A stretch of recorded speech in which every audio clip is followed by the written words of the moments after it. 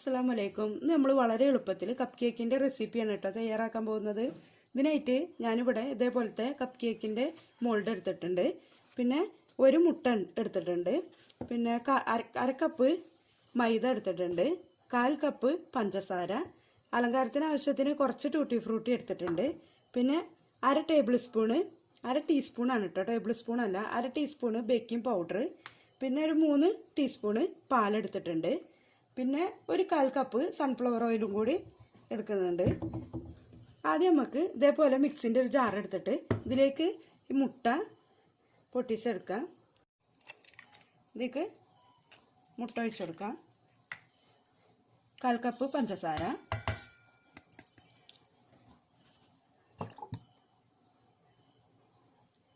1/4 cup sunflower oil.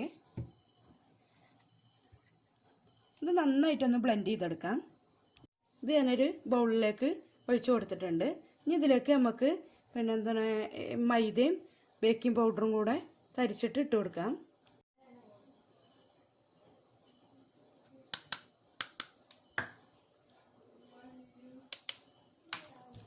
ഇതൊന്ന് ഇതിലേക്ക് തരിച്ച് ചേർത്ത് കൊടുക്കാം.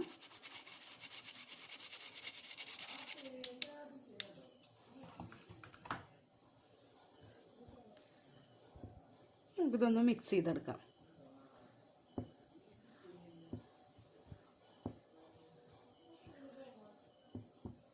മൂന്ന് ടേബിൾ സ്പൂണ് പാലെടുത്തിട്ടുള്ളത്. ഇതും കുറേശ്ശെ ചേർത്തിട്ട് ഇത് നന്നായിട്ടൊന്ന് മിക്സ് ചെയ്തെടുക്കാം.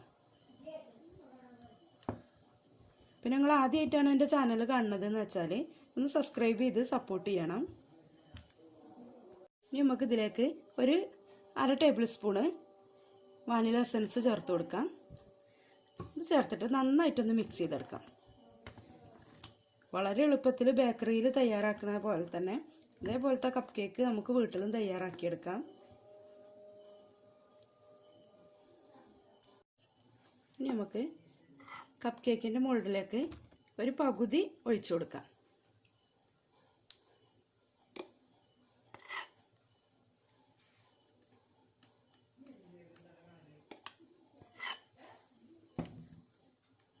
ഞാൻ ഇതേപോലത്തെ 5 മോൾഡിലാണ് ഒഴിച്ചു കൊടുത്തിട്ടുള്ളത്.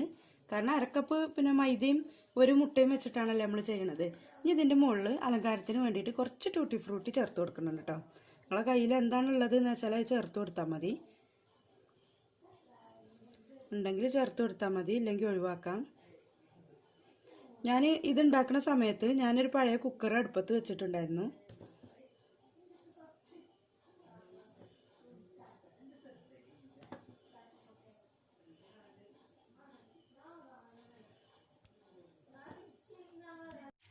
ഞാൻ ഇതേപോലെ ഒരു പഴയ കുക്കറിൽ അടിയിലൊരു തട്ടിട്ടിട്ട് അതിൻ്റെ മുകളിലേക്ക് വെച്ച് കൊടുത്തിട്ടുണ്ട്. ഇനി ഒരു 20-25 മിനിറ്റ് കഴിഞ്ഞിട്ട് നമുക്കൊന്ന് തുറന്ന് നോക്കാം. ഇപ്പോൾ 30 മിനിറ്റ് ആയതിൻ്റെ മുമ്പ് തന്നെ നല്ല സ്മെല്ല് വന്നപ്പോൾ ഞാനൊന്ന് തുറന്ന് നോക്കിയപ്പോൾ നന്നായിട്ട് പൊങ്ങി വന്നിട്ടുണ്ട് കേട്ടോ. ഇതേപോലെ ഒരു ഇത് കുത്തി നോക്കിയപ്പോൾ നല്ല ക്ലീൻ ആയിട്ട് വന്നിട്ടുണ്ട്. ഇത് നമുക്ക് പുറത്തേക്ക് എടുക്കാം.